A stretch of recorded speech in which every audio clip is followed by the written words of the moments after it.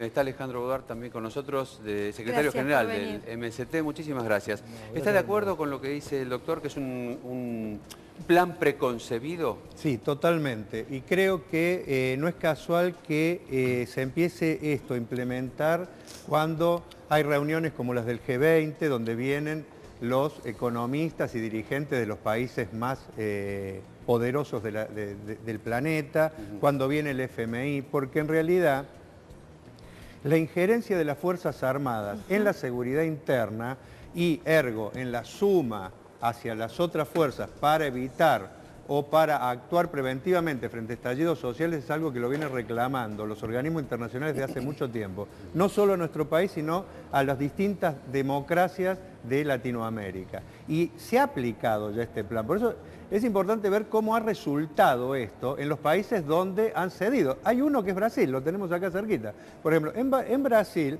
la injerencia de las Fuerzas Armadas ha provocado desastres que se han sumado a los problemas que ya existían en materia de seguridad y de drogadicción. Un ejemplo es Río de Janeiro, donde incluso hace muy poquito tuvimos un hecho que es el asesinato de una joven dirigente de izquierda, Mariel Franco, precisamente por denunciar el gatillo fácil y la connivencia de las fuerzas militares que han prácticamente intervenido en Río de Janeiro con las bandas narcos, porque el problema de estas Fuerzas Armadas no están concebidas para garantizarnos a todos nosotros tranquilidad, sino que están al servicio de la aplicación de planes económicos brutales que no cierran sin represión. ¿Usted embargo, coincide también? Perdón, sí, adelante. No, que Aguad, una de las cosas que manifestó es que esto no tiene nada que ver con la conflictividad social.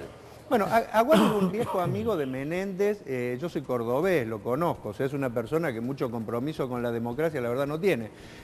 Por lo tanto, que lo que diga Aguad realmente no... habría que preguntarle, por ejemplo, a todos los familiares que están reclamando desde hace mucho saber qué pasó, por ejemplo, con el submarino, qué opinan de esta persona. Yo creo que todo lo que dicen los funcionarios no tiene nada que ver con la realidad. Es un nuevo verso al servicio de que pase una medida que yo creo que la población ya sabe en cómo va a terminar, porque hemos tenido trágicas experiencias de esto. Más fuerzas represivas. A las Fuerzas Armadas es como liberar a un león. Bueno, por supuesto, después vamos a ver qué hace el león. Se va a venir contra ¿Qué cantidad todo. de la población para usted tiene real conciencia de esto a riesgo de ser antipático?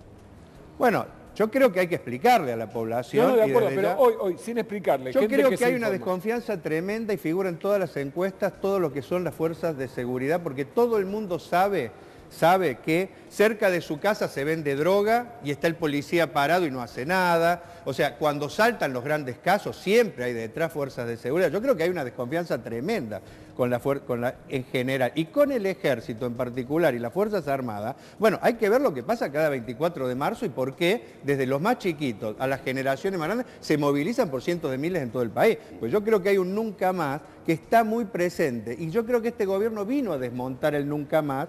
Precisamente ha fracasado porque intentó el 2x1, intentaron bajar el número de desaparecidos para tratar de minimizar el hecho, decir de que hay que reconciliarse. Era preparatorio para esto porque es un gobierno que quiere aplicar un plan brutal, que no pasa sin represión, porque no tiene aval social. Acá Ahora, la gente que votó este gobierno en octubre, ¿no está avalando la postura del gobierno? Yo creo que hay un sector de la población que avaló el Pero golpe en su mayoritario. momento también. Ahora, creo que no es mayoritario. O sea, yo creo que no es mayoritaria la gente que avala la salida represiva en el país. Y lo hemos visto. En todos estos años, incluso gobiernos de derecha que han intentado hacer cosas tremendas, siempre chocaron cuando se le fue la mano. Costec y Santillán, o sea, el propio de la Rúa en su momento, o sea, ojo, el propio Menem empezó a caer cuando empezaron a haber algunas muertes fruto de aplicar planes brutales en la provincia.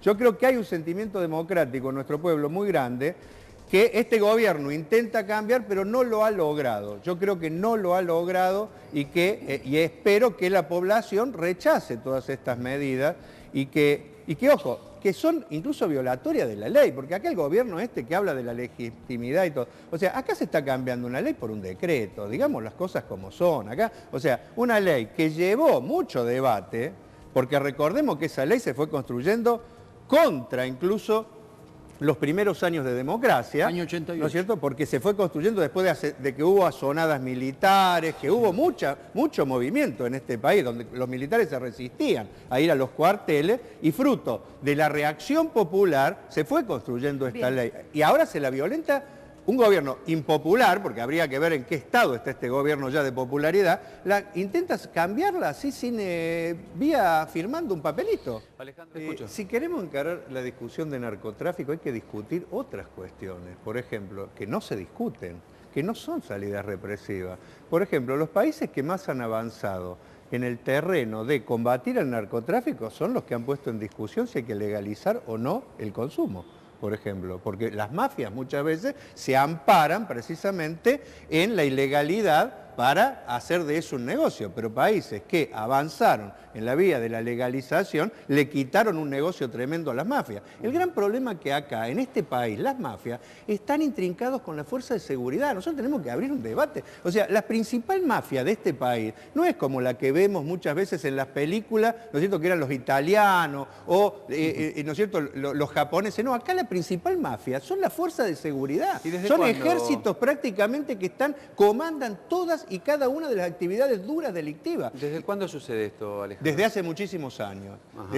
Es una continuidad de lo que fue la dictadura que nunca se animó el poder político a combatir, porque muchas veces se asocia el poder político con algunas de estas mafias que le son funcionales para recaudar, para las campañas, etcétera, etcétera. Pero tenemos que discutir la verdad como es. No es con más mafia que vamos a combatir a las mafias, porque ese es el gran problema. Las fuerzas de seguridad de este país son el principal problema del delito duro. Por eso, cada vez que cae una banda, vamos a encontrar gente de la fuerza de seguridad. Y ahora lo que vamos a encontrar son del ejército, de la aviación y de la marina, porque los vamos a meter a que sean copartícipes. A eso se está exponiendo.